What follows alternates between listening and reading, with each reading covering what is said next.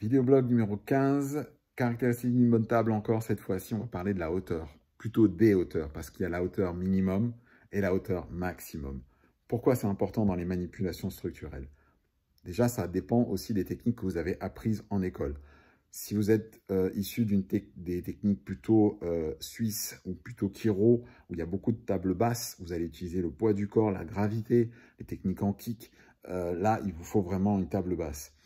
Si vous avez l'habitude des techniques plus classiques en ostéo, style britannique, là, vous n'êtes pas obligé d'avoir une table qui va vraiment bas. Personnellement, j'aime bien les tables basses pour les techniques que je vous ai dites. Et là, ça va dépendre de votre hauteur à vous. Vous prenez votre mètre, vous regardez la distance entre le sol et votre tendon rotulien. Pour vous, ça doit être la hauteur minimum. Maintenant, la hauteur maximum, pourquoi c'est important? Parce que si vous, comme moi, vous êtes grand, eh ben, c'est pratique d'avoir une table qui monte assez haut, ne serait-ce qu'au niveau cervical, par exemple, parce que vous pouvez vous tenir bien droit pour faire vos techniques cervicales et pas avachi ou accroupi à cause d'une table qui ne monte pas haut. Et deuxièmement, pour tout ce qui est lift, quand le patient est assis sur la table, les lifts lombaires, lombaire haute et lombaire moyenne sont beaucoup plus pratiques à faire sur une table haute.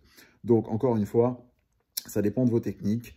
Regardez, comparez, appelez les confrères, testez entre les différentes tables que vous pouvez avoir autour de vous.